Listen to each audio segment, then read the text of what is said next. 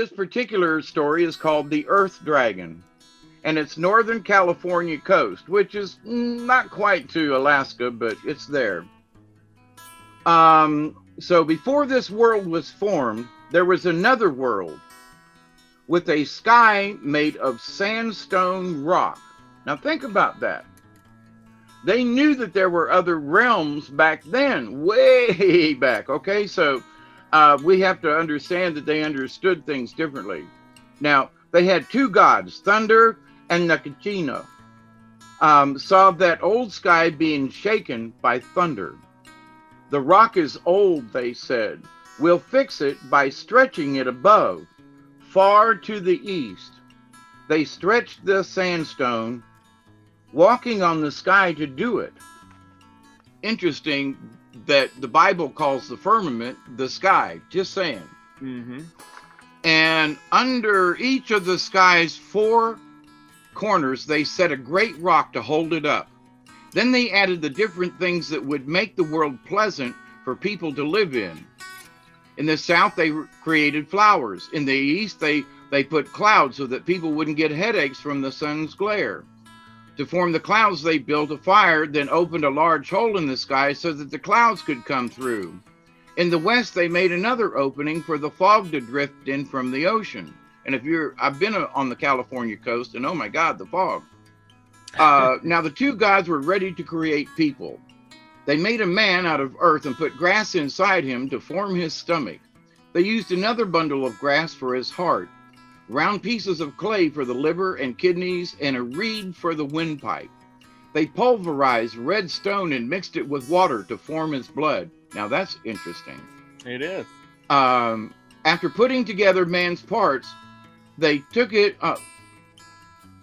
one of his legs, split it, and turned it into a woman. His leg? Well, that's different. They then made a sun to travel by day and a moon to travel by night. But the creations of the gods did not endure, for every day and every night it rained.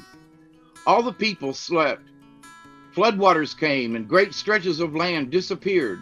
The waters of the oceans flowed together. Animals of all kinds drowned. Then the waters completely joined, and there were no more fields or mountains or rocks, only water. There were no trees, no grass, no fish or land animals or birds. Human beings and animals all had been washed away. The wind no longer blew through the portals of the world, nor was there snow or frost or rain. It did not thunder or lightning, since there were no trees to be struck. There were neither clouds nor fog, nor did the sun shine. It was very dark. Then the earth dragon, with its great long horns, got up and walked down from the north. It traveled underground, and the god Najiko rode on its head. As it walked along through the ocean depths, the water outside rose to the level of its shoulders.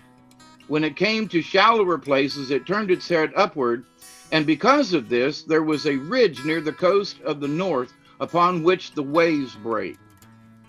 When it came to the middle of the world, in the east under the rising sun, it looked up again, which created a large island near the coast. Far away to the south, it continued looking up and made a great mountain range. In the south, the dragon lay down, and Nachigiko placed its head as it should be, and spread gray-colored clay between its eyes and on each horn. He covered the clay with layers of reeds, and then spread another layer of clay.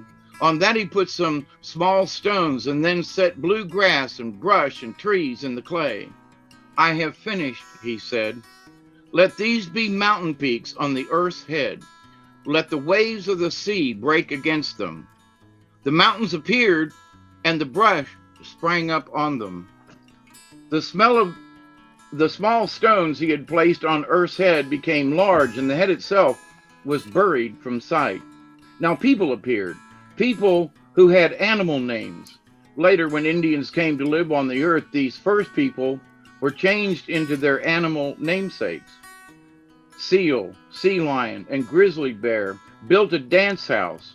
One woman by the name of Whale was fat, And that is why there are so many stout Indian women today. Now, they may disagree with you on that, but anyway, the god, small g, by the way, the god Nakachiko, caused different seafoods to grow in the water so that the people would have things to eat. He created seaweed, abalones, mussels, and many other things. Then he made salt from ocean foams. He caused the water of the ocean to rise up in waves and said that the ocean would always behave that way. He arranged for old whales to float ashore so that people would have them to eat. He made redwoods and other trees grow on the tail of the great dragon, which lay to the north. He carved out creeks by dragging his foot through the earth so that people would have good fresh water to drink. He created many oak trees to provide acorns to eat. He traveled all over the earth, making it a comfortable place for men. After he had finished, he and his dog went walking to see how the new things looked. When they arrived back at their starting point in the north, he said to his dog, "We're close to home. Now we'll stay here." So he left this world where people live, and now he inhabits the north. Now, what I found interesting about this story about the dragon is that, there are volcanoes and earthquakes, and that's where the dragon lays, or lies, depending on how you want to pronounce it. I love you all. Have a wonderful night. Be the frequency you want to receive.